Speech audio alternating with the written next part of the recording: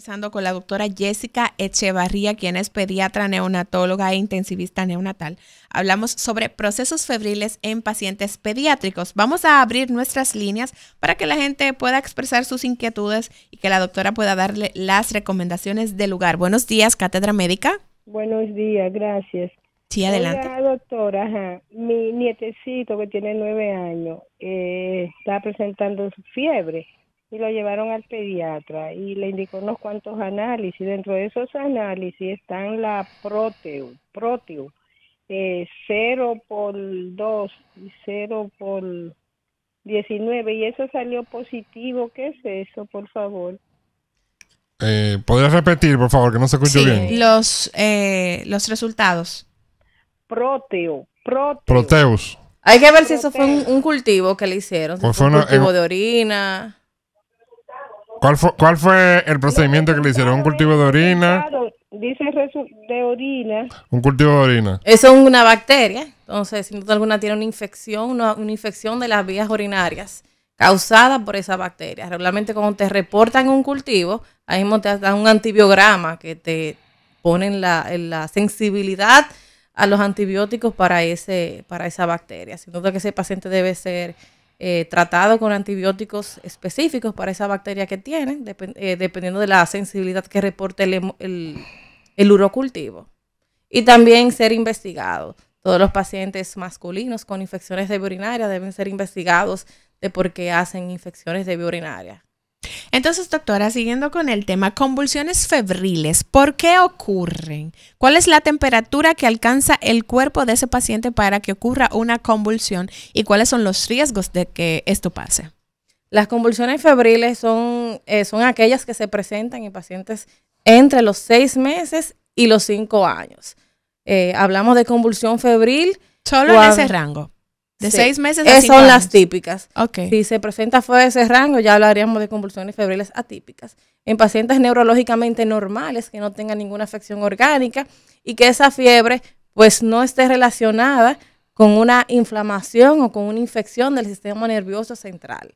Ahí hablamos. No hay una temperatura exacta que yo diga si llega a tanto va a convulsionar por la fiebre. No hay una temperatura, sino que hay una predisposición propia del cuerpo, una predisposición genética también relacionada con las convulsiones febriles. Realmente pacientes que convulsionan con fiebre, su papá, su mamá o tenían algún otro familiar que también convulsionaba por fiebre, pero no hay una temperatura descrita, ni una causa descrita exactamente que me pueda decir eso va a convulsionar. O sea que esa convulsión febril no aparece solo porque la temperatura esté muy elevada, sino que hay una predisposición de ese paciente y otros factores que pueden intervenir en que presente esta situación en el paciente pediátrico. Correcto. ¿Y por qué hasta los 5 años, doctora? O sea, si un paciente presenta características de una convulsión febril después de los 6 años, ¿por qué no entra dentro de esa clasificación? Es por la maduración del centro termorregulador. Ok. Entonces, ¿cuáles son esas características clínicas, doctora, que puede presentar el paciente cuando está presentando una convulsión por fiebre? Una convulsión por fiebre, vamos a ver que son convulsiones, las típicas, que son convulsiones generalizadas, las convulsiones que todos conocemos y que todos hemos visto, que se mueve el cuerpo entero, que son convulsiones tónico-clónicas, que hay movimientos involuntarios y aumento del tono muscular. Regularmente son convulsiones que duran poco y también el paciente al despertar, tú lo ves prácticamente normal, sin un cuadro de estupor luego de la convulsión. Esas son las clásicas. Okay. Las atípicas, ya, por ejemplo, pueden ser focales, que solamente tengan movimientos involuntarios en un brazo, en una pierna. Esas son no clásicas. Pero las típicas convulsiones febriles son las descritas. Entonces, ¿qué hace la madre o el padre Exacto. cuando tiene un niño que tiene fiebre y presenta este estado convulsivo? Bueno, si están en la casa, preservar primero la vía aérea, posicionar el niño que pueda respirar. Tratar de mantener la calma dentro de esa tormenta porque es algo que angustia demasiado. Claro. Y tratar de dirigirse a un centro de salud. Excelente. Vamos a seguir con la gente. Buenos días, Cátedra Médica. Buenos días al equipo. Buenos días. Hola, buenos días, Albert. Adelante. Bueno, señor, yo me voy a la familia. Esta familia que no tiene conocimientos, yo diría, básicos de cómo se comporta la salud. Estas madres que siempre están de ñoñita con los hijos, que le ponen la mano y lo encuentran caliente. Bueno, entiendo que la fiebre es un signo del alma cuando el cuerpo recibe algún tipo de agresión, por cualquier tipo, bacterial, viral, lo que sea. Doctor, ¿hay algún momento donde puede haber un aumento de la temperatura? Y cuando investiguemos no encontremos ningún evento patológico, pero que el niño hizo un evento de temperatura alta, pero no hay ninguna patología, cosa que a veces produce confusión en las madres. Sí, pero que él está caliente, tenía fiebre, yo le puse la mano al tacto. A veces mucha gente le pone la mano al tacto, está caliente el niño. Quien tiene que decir si hay fiebre o no es el termómetro. Pero se presenta ese tipo de confusión frecuentemente donde la madre queda confusa porque encontró el niño caliente, pero que a las investigaciones no reflejó ningún tipo de patología. ¿Pueden aparecer eso en el mundo médico? Lo escucho en el aire. Gracias por tu pregunta. Adelante, No, doctora. sí, claro. Como digo, la fiebre es una respuesta a una agresión de cualquier tipo. O sea, hay niños que hacen, ejemplo, alergia por picaduras. Un niño que recibe una picadura por un insecto, hasta por un mosquito. Hay niños que hacen fiebre por eso. Sí. O que recibe una picadura por hormigas, algo, y hacen fiebre. O que se sometió, que pasó el día entero en el sol, jugando, corriendo, y que el cuerpo se deshidrató. Se generó un estrés en el cuerpo, en el organismo, y puede presentar fiebre por eso. ¿El tacto es un medio seguro de decir que tengo fiebre? No, claro que no, porque por ejemplo yo salgo de esta cabina donde hay aire acondicionado y salgo y toco a alguien allá afuera, digo, medíquenlo, que tiene fiebre. Doctora, ahora que habla el doctor del tema del tacto, el concepto de que el niño tiene fiebre por dentro, ¿eso realmente existe, de que el niño pueda tener una temperatura corporal elevada y que por fuera tú lo toques y no lo sientas caliente? Bueno, eso existe si tenemos una mala técnica de tomar la temperatura. Porque si yo tomo la temperatura, por ejemplo, con estos termómetros digitales que son en pistola, que yo te hago, obviamente no te va a dar fiebre y tú puedes tener fiebre. Sí. Entonces hay que tomar la temperatura de una forma correcta. La forma correcta de tomar la temperatura, doctora. Yo sé que usted ha dado algunas pinceladas, pero poder recalcar esto para que la gente se quede con esa información también. Bueno, puede ser el termómetro axilar, tomarlo, durar aproximadamente mínimo 2 minutos tomando. 2 minutos. Exacto, mínimo 2 minutos tomando la temperatura. Pero yo creo, doctora, que el termómetro digital te da la temperatura antes de los 2 minutos. ¿Qué hacer? Entonces, dejarlo ahí aunque pite. Bueno, él pita. Ajá, el pita ya ahí no, se entra en un estado como que no sube más. Okay. Pero un termómetro de mercurio debe durar 2 minutos ahí. 2 minutos. Exacto. Excelente. O sea, el termómetro que la mide en el oído, es en 1 minuto ya te mide la temperatura. Excelente. Hoy estamos conversando con la doctora Jessica Echevarría hablando sobre los procesos febriles. Es muy importante poder llevarle esta orientación a las familias dominicanas porque estos procesos de fiebre se dan con mucha frecuencia en los pacientes pediátricos. ¿Hay alguna explicación de por qué los niños son más susceptibles a presentar fiebre que el paciente adulto? Sí, claro, por su inmadurez el sistema inmunológico está exponiéndose a microorganismos que ya nosotros nos hemos expuesto.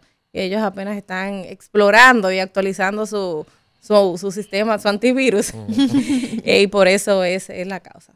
Entonces, ¿cómo fortalecer ese sistema inmunológico del paciente pediátrico para quizás no evitar, pero prevenir de que presente fiebre con mayor frecuencia? Bueno, lo siempre recomendado, tratar de mantener una alimentación lo más sana, lo más saludable posible y balanceada.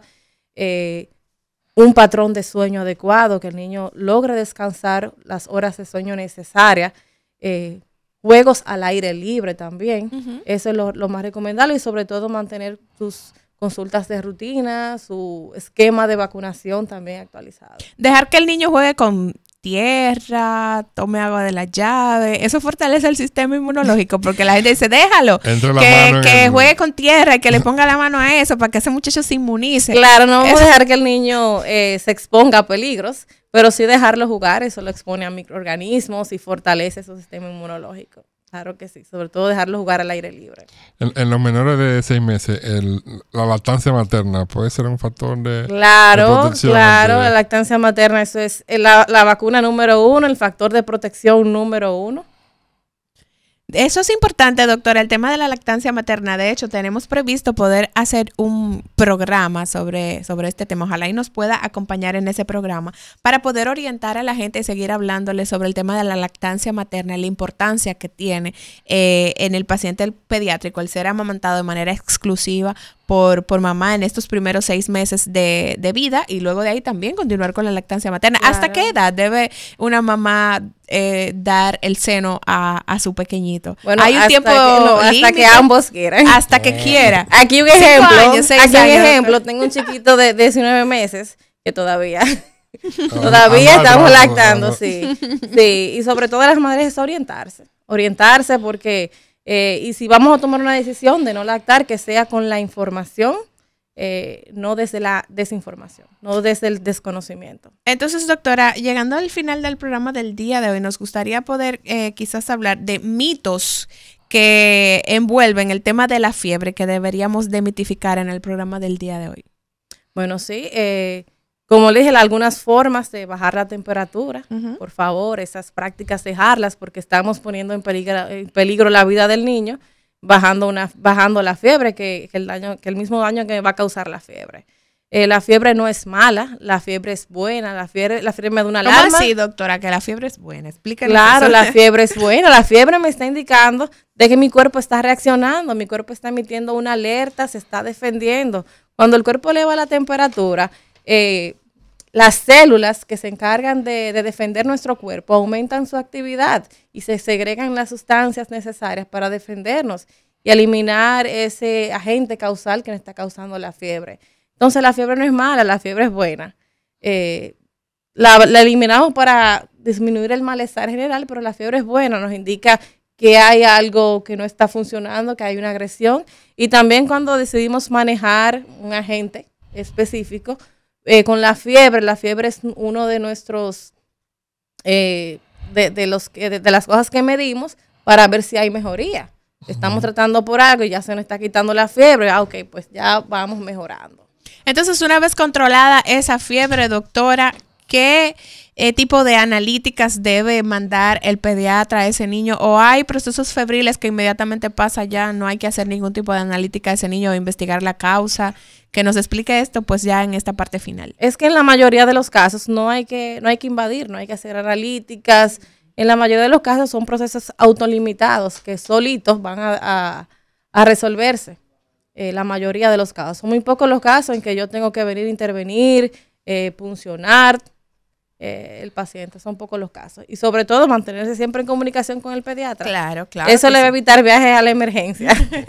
Claro. ¿Y cómo usted se mantiene en comunicación con la doctora Jessica Echevarría? Ella tiene consulta privada en el Centro Médico Monumental y también en el Centro de Pediatría y Especialidades Carita Feliz. Allí usted puede hacer su cita comunicándose al 829-878-1258. 829-878-1258. Doctora, muchísimas gracias por acompañarnos en el programa del día de hoy, dar todas estas informaciones para que las familias que nos escuchen, que tienen pacientes pediátricos en casa, pues puedan tener estas orientaciones del lugar para saber cómo manejar la fiebre. Pues muchísimas gracias a ustedes por la invitación. Siempre es bueno pues aclarar y orientar a los familiares. Lo principal es la educación. Una consulta de pediatría, diría que un 50% del tiempo se debe es educando a los familiares de qué hacer en cada situación. Excelente. A ustedes gracias por el favor de su sintonía. Será hasta el jueves cuando nos reencontremos aquí en Cátedra Médica, que mañana puedan disfrutar del feriado y puedan descansar. Así que nos reencontramos el jueves 10:30 de la mañana por Rumba 98.5 FM.